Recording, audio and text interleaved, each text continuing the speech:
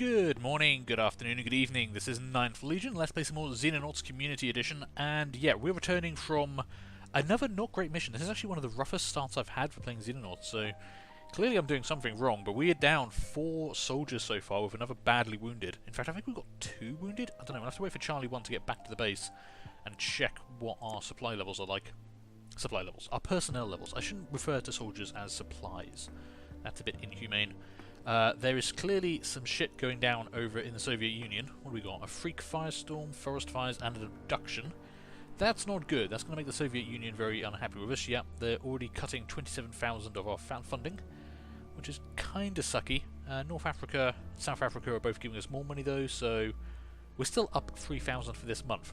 Now, it is the first day of the month. We've managed to lose 4 soldiers with 2 more wounded in 1 day. But we have shot down 2 UFOs, we have engaged the enemy, so let's see where this goes from here.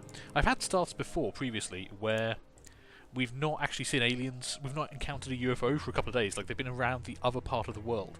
So, in that regard, we're quite lucky. Also, we did pick up a downed UFO and a landed UFO. So, in that regard, it's a pretty good start, but yeah, losing the soldiers is bad. So yeah. Lucas Balaz is wounded for 4 days. Alexis Blanc is arriving in 48 hours, and James Stevens is arriving in 48 hours. How many soldiers have we actually got? 1, 2, 3, 4, 5, 6, 7, 8. And we can fit 8 on the Chinook, so we definitely need more soldiers. We're going to have to hire some more right away, because it's going to take them 48 hours to arrive. So, what's the best we can get right now? I'm tempted to go for hit points, because I want people to stop getting one-shot by plasma rifles. You're not bad, actually. Good strength, good accuracy, good bravery. Your time units are a little low, but that's actually not terrible. Yeah, actually, I think I'm gonna take you. Let's see, who else can we get? Good time units, good strength. That's not bad. Yeah, 36 hit points. No, I don't think so. Let's go for time units. Decent time units. Average hit points, low strength, good accuracy, good reflexes, good bravery actually. Ada Lane. You know what, I'm going to take you. Your strength is a bit low, but maybe we just have you as a sniper person or something. Someone who doesn't have to run around with a huge amount of gear. Let's hire 2 more people, and they will come and join us. And we will also, let's go to research. And my voice is breaking. I don't know why. Okay, sorry. I had to clear my throat. I cleared my throat before I started recording, and then it goes and does that. Now, we currently have 10 scientists working on the alien invasion project, trying to understand what the hell is going on. We have also picked up alien alloys, alien plasma pistols, and a bunch more stuff that doesn't show on the research screen yet. So I'm thinking, while our losses have meant we now have freed up some living space on the base. We've got 4 more soldiers coming soon, which is 2 more than we can take on a mission, once everyone's back up to full health. So I'm actually going to go for more scientists, I think. Yeah, I'm going to hire 5 more scientists. That will allow us to research stuff faster. Researching stuff faster, like new weapons and new armor, is going to keep people alive longer. So we really want to get on the research stuff pretty quick. So hire those. That's 150 grand straight down. We've still got 1.5 million in the bank. Well, it's 150,000 a month, but we can afford that probably. We are building. What are we currently building? We're building a hangar and living quarters and another radar array, so that will work out for us. How are our planes looking? Because I did kind of mishandle the first fighter engagement, so I think one of our interceptors is still really badly damaged. Yeah, got to be a bit more careful with that. I'm used to playing nearer the end game kind of scenario, where we've actually got decent fighters. But hey. Alien Invasion project has finished. Okay. Alien Invasion. You've probably already noticed we're being invaded, Commander, so I won't state the obvious. That is stating the obvious. The situation is bleak. None of the major powers are able to defend their own airspace, let alone protect the rest of the planet. It seems things are up to us. My team stand ready to help. There may only be a handful of us, but some of the finest minds on the planet are working in your laboratories. This organisation offers a certain freedom from intrusion that appeals to those of intelligence. God, this guy sounds like such a prick all the time. You get used to his reports, but our head researcher just sounds like a prick. The key to beating our enemies is to understand them. We are keen to study any extraterrestrial equipment you can recover from the battlefield. In the meantime, we've been gathering intelligence on the size and composition of the alien fleet orbiting our planet. mostly images and data obtained from orbital satellites or ground-based observatories. Given the depressingly disjointed response from the rest of the planet, this is probably the most in-depth study of the invasion to date. And you can actually see, like, it's not apparently obvious from looking up here, but if you look down here, you can see the alien fleet in orbit here. Like there's thousands of ships just waiting in orbit. A glimmer of hope remains. Oh, no, hang on. Sorry. I skipped a paragraph. We have conclusively identified over 3,000 separate UFOs in orbit around the planet, with several times that amount of additional probable signals. So, there's just like 10,000 alien ships. The fleet is comprised of craft of various sizes. The UFOs already sighted entering our atmosphere represent the smallest orbital signatures detected, while the largest signals identified appear to be enormous warships with dimensions rivaling that of modern aircraft carriers. So that's pretty big, let's be honest. A glimmer of hope remains. The alien craft seem poorly suited to atmospheric flight. Our interceptors may enjoy some early success against the superior extraterrestrials simply due to their better adaptation to the combat environment. This may also explain the appearance of only relatively small craft in the skies above a planet. Our scientists theorize the aliens will have to modify their craft to enter our atmosphere. The larger the craft, the longer this will take. If they are correct, the largest craft will only appear in the latest stages of the invasion. Perhaps this will afford humanity, us, enough time to organise a more effective defence.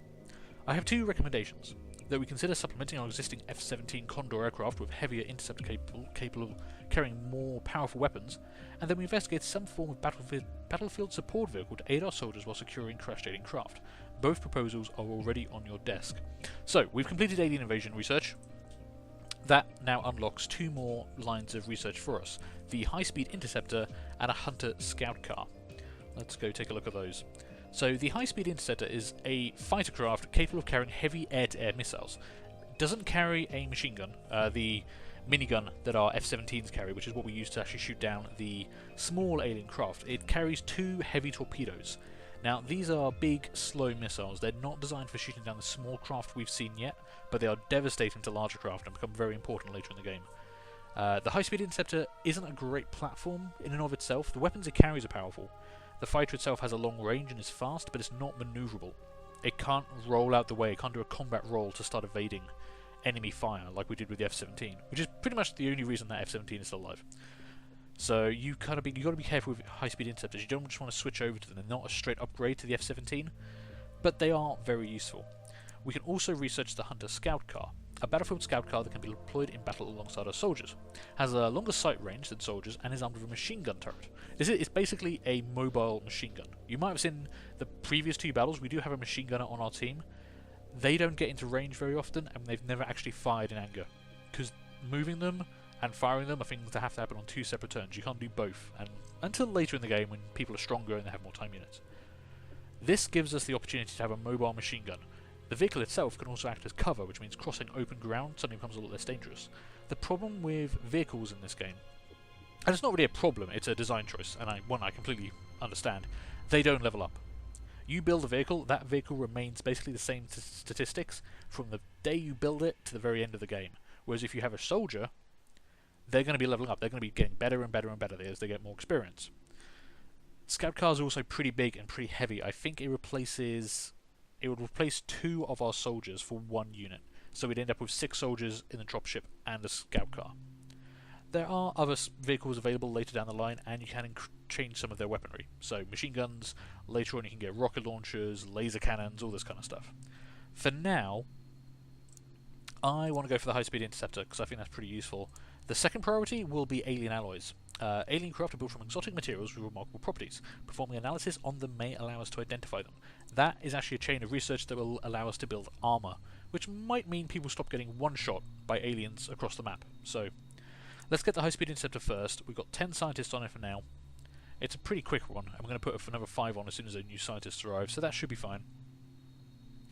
Okay, Condor 1 and Charlie 1 are back up and fully operational. We just need some soldiers for them. How is our other interceptor doing? That's going to take a while to repair. That is going to take a long time to repair. 17% health. God damn. Okay. We probably want to go up to full speed fairly soon. There's not much else activity. There's that UFO sighting over there. They've probably left by now. Yep, there we go. And the rest of the world seems fairly quiet.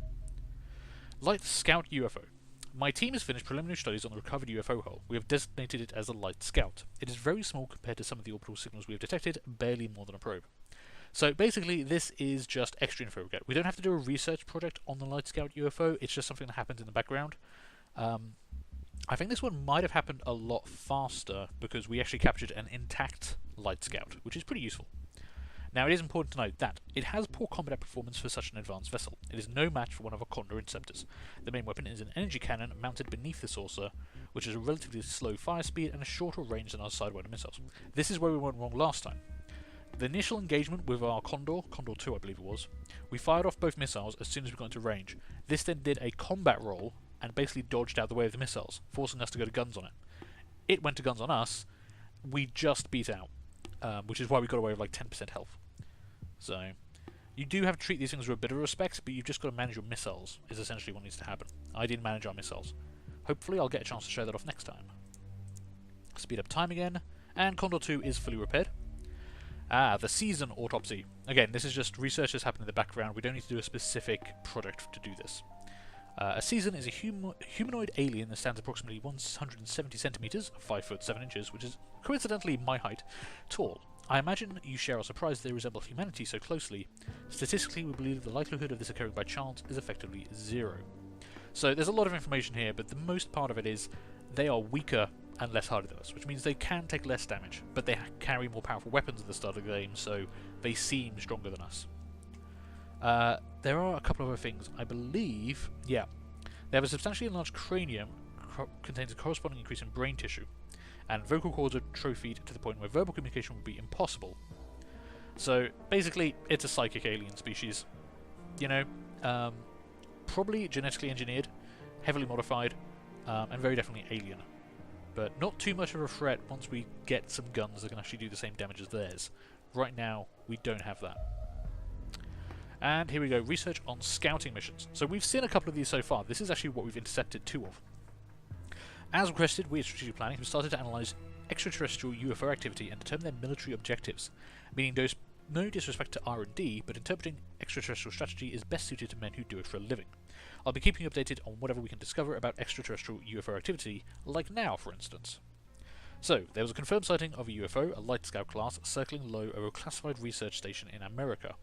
It didn't take any visible action, but the local radio operator detected unusual bursts of energy in the VHF band, and the researchers detected simultaneous bursts in the SHF band. Basically, it's a scout mission.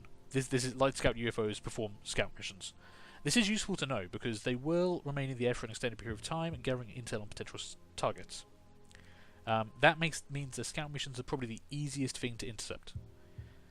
The more scout missions that the aliens get to carry out, the faster the invasion will progress. So if you see a Light Scout UFO hovering around, you need to try and do something about it fairly quickly.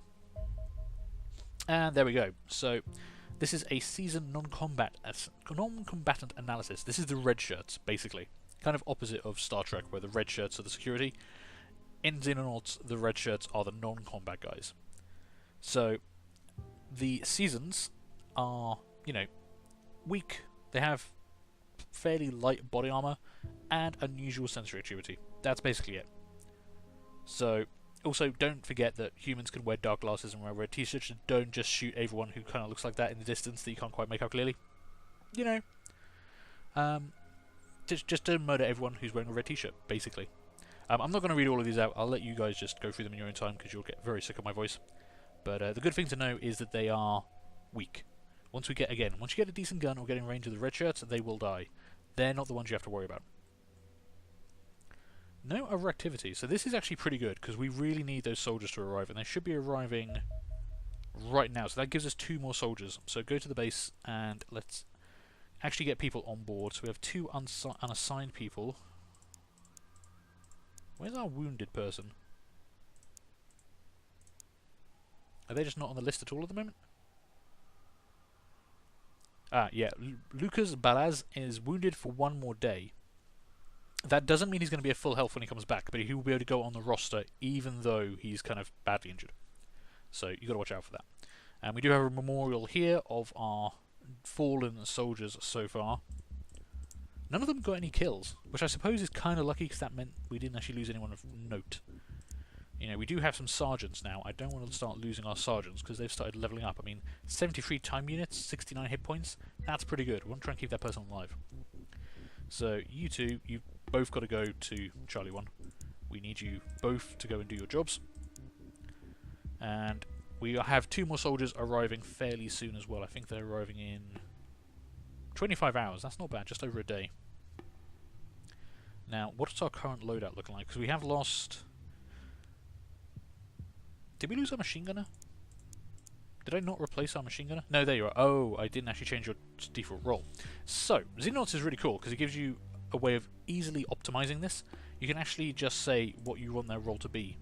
And I always forget to do this because I'm just not used to games allowing me to do this. So if I say I want you to be heavy weapons, there you go. And I can say give you the default equipment for this role. And there you go. I've already given it to you because I knew what it was off the top of my head. But there you go. So now you're actually down as heavy weapons, which is our machine gunner. We could actually give you other heavy weapons. We do have rocket launchers. But they're very destructive and destroy a lot of stuff that we can sell or research. I'd rather not just blow that stuff up right away. Also, there's a lot of danger of friendly fire with high explosives like that. Machine guns themselves are pretty dangerous. Rocket launchers, yeah, that can be a whole lot of hell. So let's see, we are down a sniper, and we still have both of our assaults, although they are both sergeants now. Assaults are generally the first people to breach through a door in a UFO or to go into close range combat with the enemy. You probably don't want to keep your highest ranking people as assaults, but your assaults will probably rank up faster in my experience, because they have a tendency to get up close and personal and get secured, secure the kills with their shotguns, because they're a very reliable weapon. Like this guy, 2 missions, managed to get 3 kills, 2 missions, 2 kills.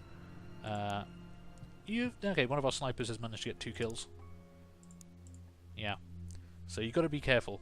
I don't want to waste these people. So what's your actual... You've got a lot of time units, not great strength. You haven't got very many time units, and you've got a lot of strength. What's your accuracy? 43? 54. Yeah, we're kind of wasting you with a shotgun there. I'm actually going to move you over to be our new sniper.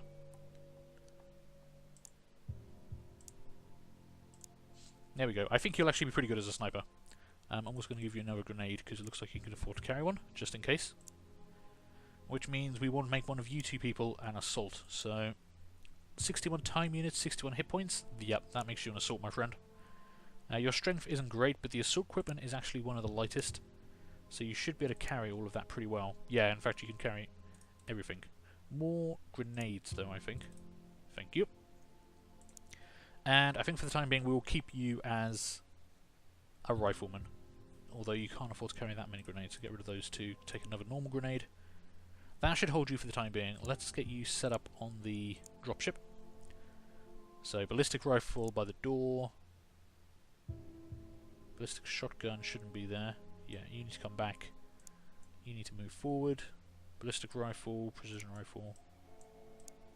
There we go. And we'll get another rifleman to go there once we actually have them back or the new persons arrive. Let's speed up time, see what else is going to happen. No activity on the globe at all. Condor 2 has been fully repaired. Excellent. We've got our new scientists and the new soldiers have arrived. So first off, let's get those scientists researching the high-speed interceptor. Progress was good. It is now excellent, which means that should finish pretty soon. And let's see, we have 3 soldiers now. So, Lucas Balaz is now back on the roster, but his health is still only 52%, so you're not going anywhere. You wouldn't even survive a glancing hit from a plasma pistol. One of you 2, however, needs to go on the next mission. Now, you're really weak. I wonder, what would you look like with the assault gear? Better. I mean, I could just take some of the grenades off you and you actually do okay. Decent time units and the health isn't terrible. You've actually got really good accuracy. What about the sniper role? The sniper rifle is actually really heavy, but... Yeah, so you couldn't carry any grenades then.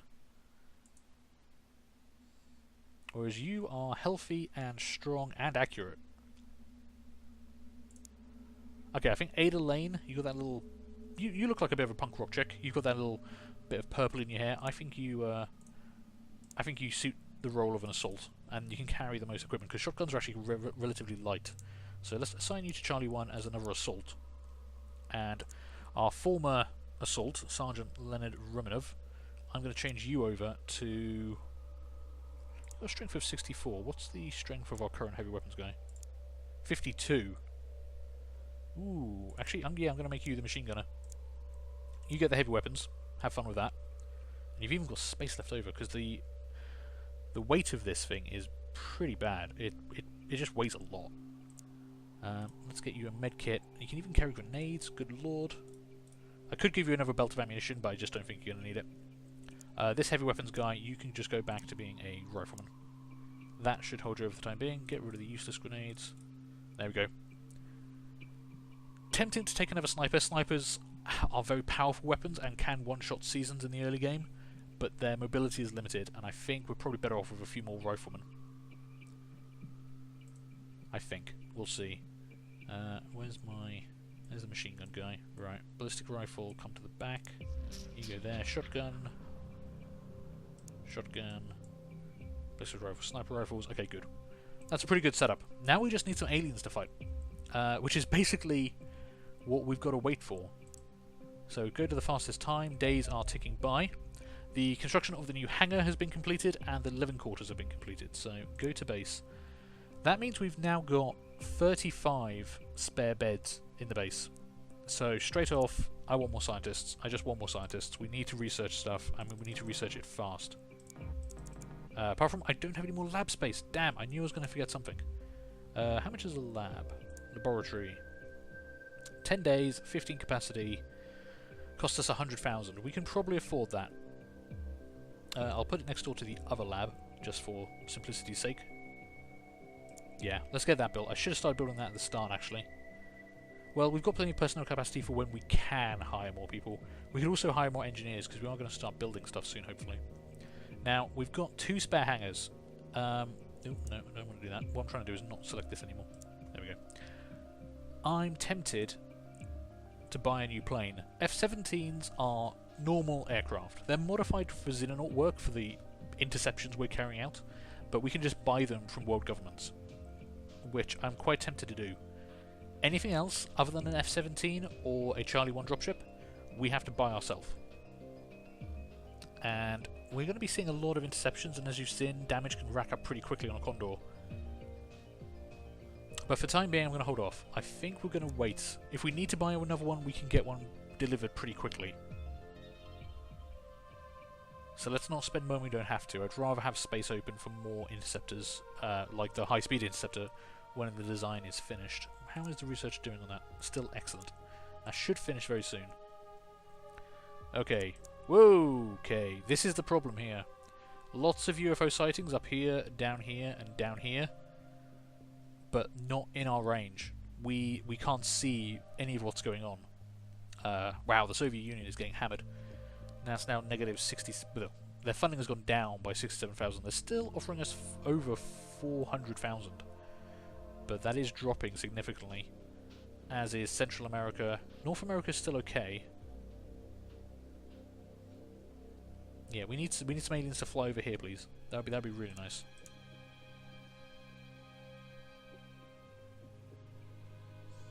Once we get a second... I think we'll put a second base over here. And that'll help us to secure that, but we're probably not going to do that this month. We could probably just about afford it. You can just build a new base and drop it down, but... Ooh! This is interesting. Local forces have downed a small alien craft and are requesting Xenonaut assistance to secure the vessel. So we didn't have to just shoot this down. The locals actually managed to do it themselves, and that's actually in the Middle East. So we could actually get more funding from them, because they don't... Yeah. That, not a bad idea. Problem is... Night is coming, and we just did a night mission, so I am going to be cheeky. I'm actually going to save this and see if that crash site will remain until dawn comes, because I do not want to do another night mission right now. So we're just going to allow time to pass, and these will persist for a while. It's a question of if it's going to persist long enough, but in the meantime we have unlocked the MiG-32 Foxtrot. This is a derivative of the experimental Soviet MiG-31 Foxhound Interceptor, which was originally designed to intercept supersonic NATO bombers. That's actually true in real life. That's actually a thing.